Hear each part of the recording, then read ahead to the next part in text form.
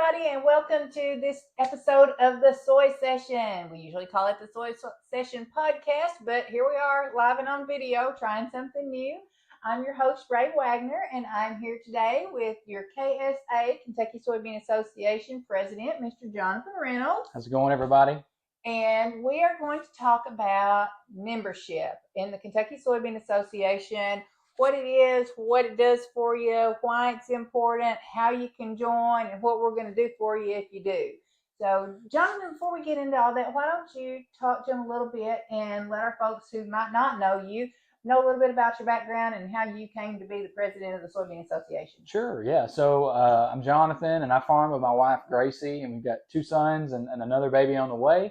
And we farm down in Hickman County, and predominantly corn and soybeans, and then we do some canola as well. And so I grew up with my granddad and just getting to run around with him on the farm, and just loved every minute of it. And so was at Murray State after high school, graduated with a degree in agronomy there, and made the decision to come back home and farm. And I'm so thankful for it, and got to spend a few good years there with my granddad before he passed, and now we're carrying on the legacy. And so that's kind of who we are in a nutshell, and it's how I got involved with soybean as well, is going to meetings with him. And then as soon as I got out of college, they wrote me in, and I was able to take Jed's spot on the board, and here I am. And so I've kind of learned the phrase, "Don't worry about the mule, just load the wagon."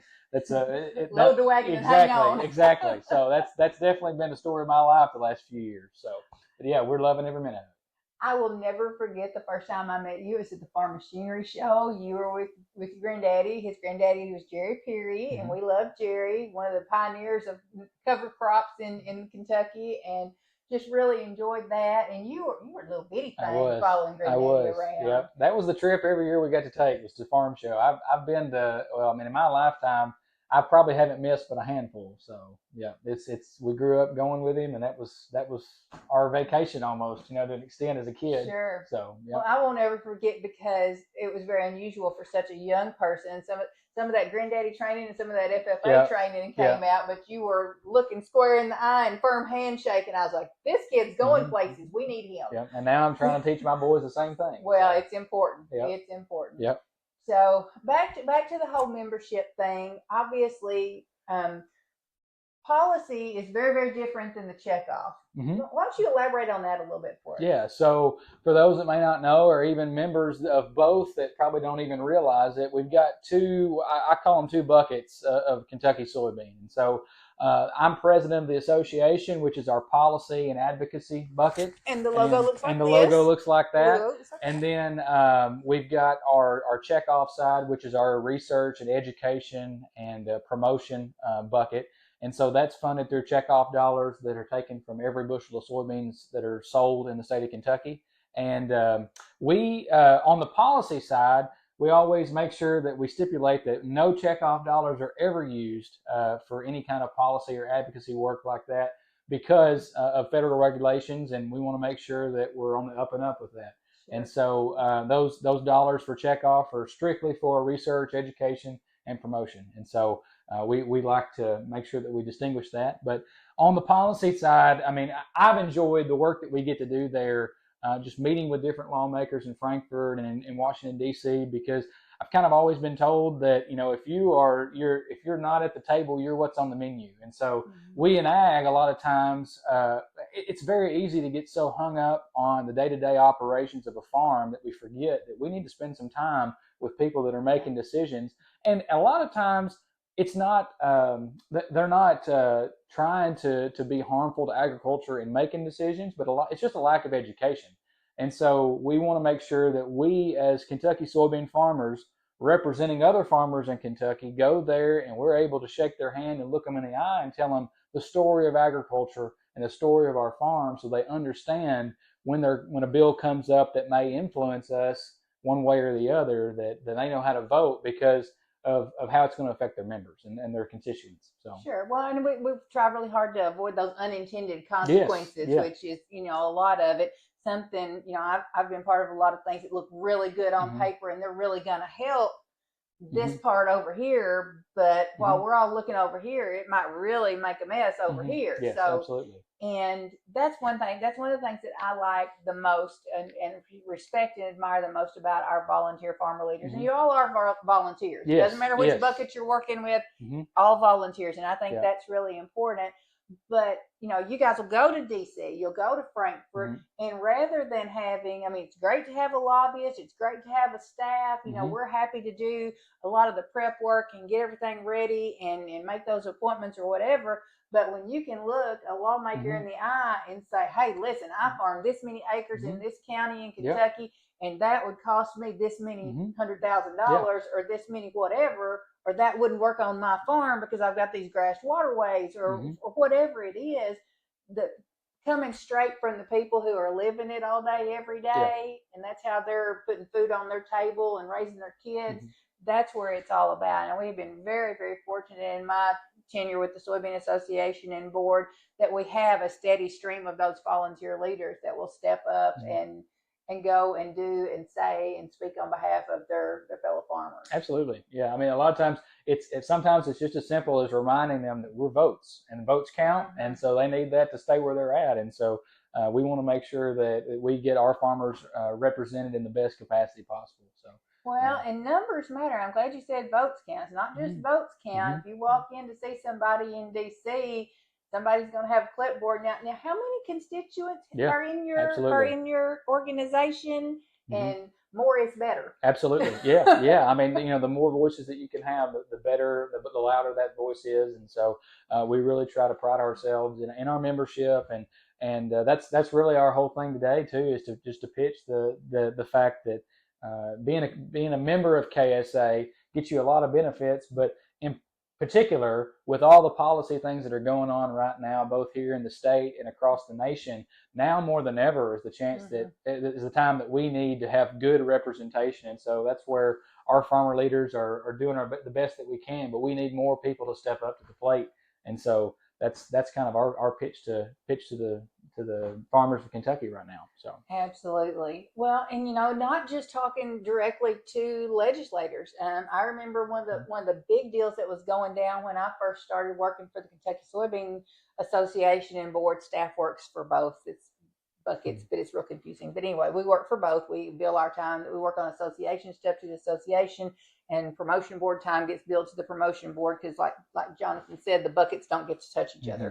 So a big deal that was going on was Floyd's Fork. You know, that's watershed up there around that E-Town, Louisville kind of area. And the powers that be were just determining the nutrient load of all these things that was going out into the watershed.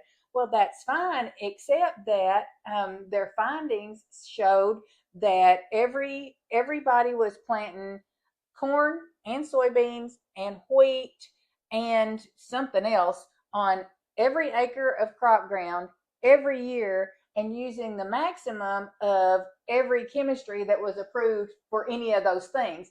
So, you know, the nutrient load that they were talking about was just obscene and in no way relevant or no way even close to how people farm. Yeah, and it's because somebody in an office that didn't realize how crop rotations work. We're just putting all that together, and I think that's a lot of it too. Is there's so many of those unintended things that get put out there where people just don't know, and so they that's don't our know job. what they don't know. Exactly, and that's a problem. And so, thank goodness for the people who were in the room. You know, a lot of our folks were in the room. Ryan Bivens was in the room. Larry Thomas was in the room. A lot of our friends over at Corn Growers were in the room. You know, Adam Andrews was in the room. Chad Lee was a big help in explaining, no, that is not how it works. And, you know, the unintended consequences of something like that could have been just crippling for agriculture in that part of the state. And that's really the whole goal too. I mean, as we think about policies that are coming up at the state level and at national level, is we're fighting for farmers' right to operate. I mean, we want you to be able to do the best job that you can, because we know you're going to do that. You're not going to intentionally do things that are going to be harmful, because the soil and the land and the resources that we have are some of the most valuable things that we get to operate with. So that's our whole goal there. And I think we need to remind people who don't are not involved in ag, who don't realize all the things that we do to take care of the land and the crops that we raise and the animals that we raise, that we're really trying to do the best job that we can. And we know more than they do a lot of times on those decisions. So yes, that's why it's important for us to have really good relationships with people like Commissioner Shell, and now that Ryan's at the state legislative in our as state representative or whatever, it's really good to have people like them that understand ag and we have good connections with, be able to get things passed like they need to be. So. Right. Well, and another point about that, talking about Commissioner Shell, I mean, I love me some Jonathan Shell, but also having those great relationships. He's not going to hesitate 1 minute to pick up the phone and say, hey, I'm going to need somebody to come talk about this, and y'all come explain this, and we will, flip through our little mental roster of who's on first and who's doing what, and find a good candidate from the ranks of the association to go up and give a factual representation of what's really going on, and to help explain that. And again, back to those volunteer farmer leaders, I just don't think there's anything any better than a real live actual farmer saying, well, actually, and then going on to kind of give more of a factual representation of what's going on. Absolutely.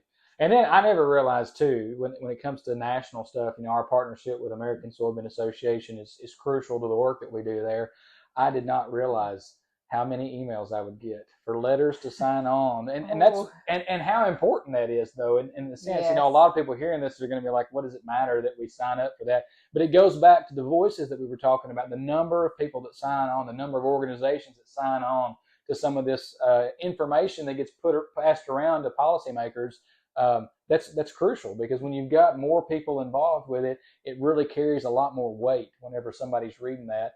And so we've signed so many letters when it comes to different low carbon fuel standards and different regulatory issues that are going on at EPA and trade issues and all these different things. But being able to be a part of those, to sign on with so many organizations across the U.S. and across our state, has been really crucial in helping getting some really good things passed for farmers. So yeah, and I think it's important too. The majority of those letters, or even if it's comment periods, we have some language and some framework that is all speaking in unison out of the same hymnal, if you will. But we also have, there's always that spot that says, insert Kentucky specific information here. And we can really then roll that in to talk about how important it is in Kentucky. And, there are places that, it might be completely different. I have friends who work for their soybean association out in Nebraska. Well, they're all worried about their terraces. Well, we don't care so much about terraces over here. So you're able to bring in some of those different production practices and results that, everybody's a little bit different, but if everybody signed onto the letter and everybody's citing their own specific circumstances, it gives a much more well-rounded picture, I think, of the issue at hand. Absolutely. So speaking of issues at hand, you see what I did there? Yes. So what are we looking at? It is this we'll be airing this in January, and January is when the session kicks off in Frankfort. That's right. What are we looking at? So, like I said, some of the things that are going on in Frankfort right now, we're looking at eminent domain policies and how that affects some of our farm areas that are closer to more urban centers, and what that looks like. We're also looking at ultra-processed foods when it comes to MAHA. I mean, there's a Kentucky MAHA Commission. I believe the report either has just come out or is going to come out soon on their findings for things. But we want to make sure that, consumers understand that they're eating the healthiest, safest products out there, and we want to make sure that our farmers are doing the best that we can at providing that to the consumer. And so I think it's a win-win for everybody, but we want to make sure we've got a seat at the table so that somebody doesn't make some claims that are non-science based just to try to promote fear. And so we want to make sure to push back against that. Like I said too, freedom to operate, whether it be with pesticides or with nutrients or with different practices that all of us have on our farms. No one farm is identical, and so we want to make sure that you have all the tools in the toolbox to be able to fix any problem that may come up on your farm. And the last thing really is just trying to push back against burdensome regulations. It's really exciting to hear. Who knows what comes of it, but of the EPA talking about getting rid of emission stuff on equipment and trucks and all these different things. That would be awesome. That would be awesome. And so we're going to push for stuff like that and work to try to promote that for especially for agriculture and the industry that we're in. So those are just a handful of things that we're looking at right now. When it comes to the state and national level, there's of course there will be probably 15 other things that pop up during session or after session or at the national level that we'll have to take a look at when the time comes. Right. Well, looping back around to Commissioner Shell, he has been a huge proponent of. We were originally calling it sustainable aviation fuel, so SAF, sustainable aviation fuel. Now alternative. That's why we called it SAF, alternative aviation fuel, which can be made from a variety of feedstocks, including, and most important, of course, soybean oil. So we certainly which is super exciting for our state. I mean, you look at, we've got Louisville, you've got UPS there, you've got Amazon. I've been wearing them out. Yes, Amazon. Everybody. My wife has too. So yeah, no, you've got DHL up at Cincinnati. Sure. I mean, there's huge opportunities for aviation fuel in particular for our state, and having a crush plant there in Owensboro and one over in Somerset. If we can expand the crush capacity and use up more of the Kentucky soybeans locally and domestically, that puts more dollars in your pocket as a Kentucky farmer. And so that's what we're after. We're looking for opportunities like that because, as we've all seen, China at any moment could decide they don't want to buy from us. And when you've got your largest customer doing that, we've got to look for other opportunities. And so we're looking at other countries, but I think we need to really take a look at things here at home and figure out how can we use the crop that we raise here in the U.S. and provide more value per bushel to the farmer. Absolutely. So, we've kind of covered what we're on the lookout for with Frankfort, and we've got several watchdogs that are on the soybean team. Yep. We love the bean team. We got several watchdogs that have got their eyes on things that are going on there, and then of course the staff located in Princeton. We will be receiving that information as it filters in, whether it comes from a farmer or somebody else, and turning that around. It's probably going to be more letters. That's probably so. Probably going to be more letters. Yeah. But anyway, and some of the things that we're working on at the national level, Jonathan mentioned, the low carbon fuel standards. We're working on, there's a lot of things, a lot of big time framework going on for dicamba and glyphosate labeling. We've worked really hard on that 45Z tax credit. There's always something going on with WOTUS. Always. Farm Bill, Big Beautiful Bill, and Part 2, Phase 2, whatever you want to call it. Trade and tariffs. Have you written any letters about trade and tariffs? Several. And that's the thing too. I mean, we need to make sure that we're hitting all of these things because it's not just one problem that we've got facing us in DC. We can't just have one problem. Exactly. And so that's what it's great to have a widespread group of farmer leaders that, like, there's some people that are a lot more focused on certain aspects of these problems that we've got than I am, and it's nice to have a well-rounded group of people that can really tackle all these things, give us the best input that we need, and then go from there. So. Input. Yeah. Well, interesting that you said input because that's one of the big boys we're looking at these days. As you all know, the input costs and some of the monopolies in big ag that have come about, those are being looked at pretty closely. And while we 100% appreciate the bridge payments and appreciate all the things that the administration is doing, those are, I think Caleb Ragland once said it's like putting a Band-Aid on a bullet hole, and we'll take the Band-Aid. We want the Band-Aid. Don't get me wrong. Yeah. But the bullet hole is still going to be oozing as long as these input costs are out the roof. Absolutely. And we've got to think about the fact too that our competitors down south, I mean, they're taking just as many of those inputs, if not more, as they keep growing, and we've got to find a way to combat some of that and keep things home here. So it's definitely a complex challenge, but we've got to figure out a way to make it where the American farmer can thrive, and that's really what we're after. We don't want to just survive; we want to be able to thrive at some point. So, absolutely. So what do we need? First thing we need some more members. Absolutely, yeah. So again, going back to the association side on the policy front. It takes a lot of time in Frankfort and in DC to make sure that we're meeting with our legislators and explaining to them the issues at hand. And it's not just them, it's their staff as well. And we try to do a really good job as well of hosting them when they're in state to be able to come to some of our farms, especially ones closer to some of the larger airports, and be able to promote Kentucky agriculture to them and help them understand what we face. And so our ask is simple. I mean, we need you to join. And so if you're a Kentucky farmer or even a landlord or somebody that just wants to support farmers here in Kentucky, agribusinesses, we will take your money. Yes, I mean, for $60 a year, it's a wonderful investment that you can make to be able to help farmers just have better policy representation when it comes to those that are making those decisions. And so I think it's a pretty small price to pay for the value that you get. And on top of that, there's more. If you sign up at any of our in-person events coming up here in January, Meeting and eating season. That's right. You're going to get a T-shirt just like this one. Has a pocket. Yes, absolutely. And is there a drawing as well? Are we doing a drawing? No, everybody wins. Everybody. Okay, all right. Everybody wins. Everybody gets a T-shirt. My bad. Yes, that's quite all right. And so, yeah, I mean, you're going to get a T-shirt at one of these things. If you sign up, you're also going to get a seed coupon for the value of your purchase on your membership. And so let's go back to that $60. Now, Jonathan is not a salesman by trade. He is a farmer by trade, bless his heart, and that's great. So $60 will get you by for a year, and that's fine, and we welcome all $60 memberships. Now, for 3 years, you can save a little money, and what do farmers love? Saving money. So for 3 years, it's only $150, or if you don't ever want to have this conversation again, and I get that. That's what I did. I $750. Lifetime member, don't have to talk about it no more. That's right. That's right. And that's what we love, is to be able to be done. And then I hope I have a lot of years left of farming, and it's going to save me money in the long run. So might as well get it over with. So that's where we're at here. Right. And Jonathan was talking about our in-person meetings.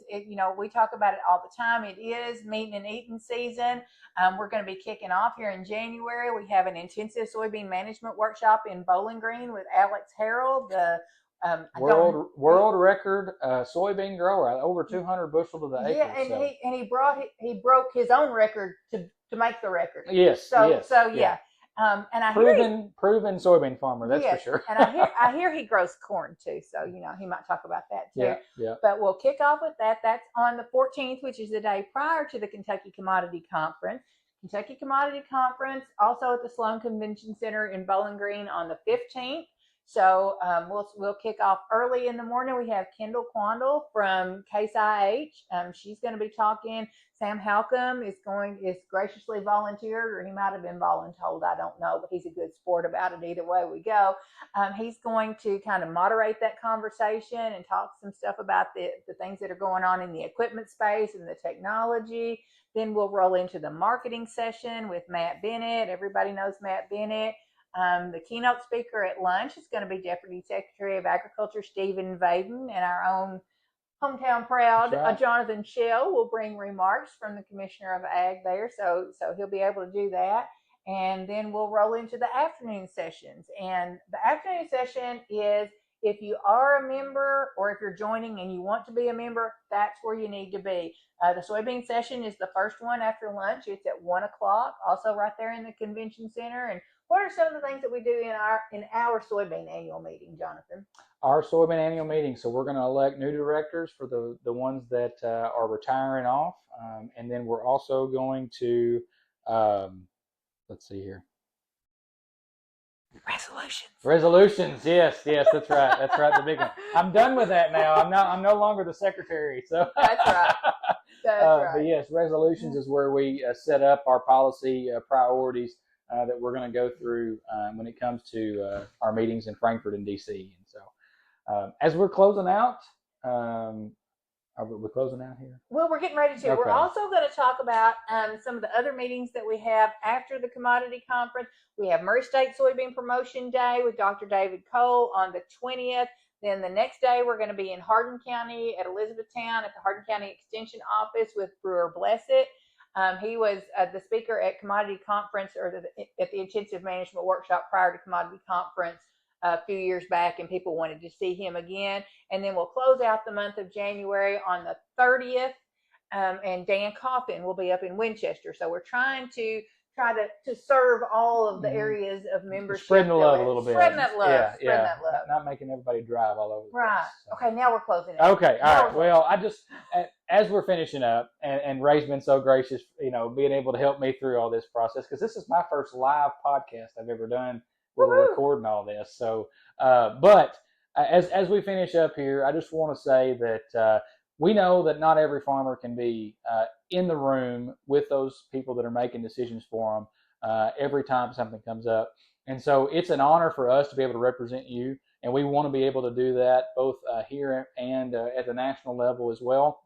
But I can't think of any other investment that you might make that can have the ROI and the opportunity that it could present to you as we start looking at different policy decisions that could affect farmers on a daily basis. And so whether it be trade stuff, whether it be how our markets are expanding and different things like that, or whether it's your ability to operate freely on your farm, we want to make sure that we do the best job that we can. And so that's our pitch to you, is that I think for $60 a year, or $150 for 3, or $750 for lifetime, for that little investment there, the potential for gain.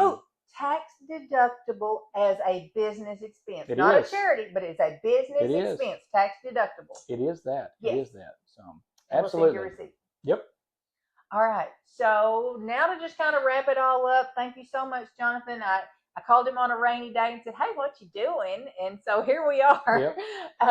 But membership does matter, and statistically, membership in organizations is kind of on the decline. Young people are not always joiners, but I don't know of anybody that's any younger that can attest to the things that you've gained from membership in the Soybean Association and corn growers too, I'm sure.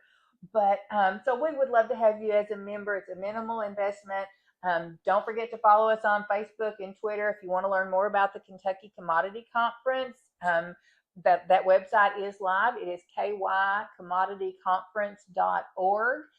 For all those workshops, commodity conference, all the things, registration is required. So if you want to register for something that is not the commodity conference, all those workshops that we threw out at you, all the details that you didn't listen to are on our website. So you can go to kysoy.org and go down to the very bottom. There's a little calendar icon where it says register for winter meetings. So you can kind of pick and choose what works for your schedule. Again, this episode is brought to you by the Kentucky Soybean Association. And we would like to thank Jonathan Reynolds so much for joining me today. Thank you, Ray. Y'all be on the lookout for future episodes of the Soy Session. Best of luck in 2026.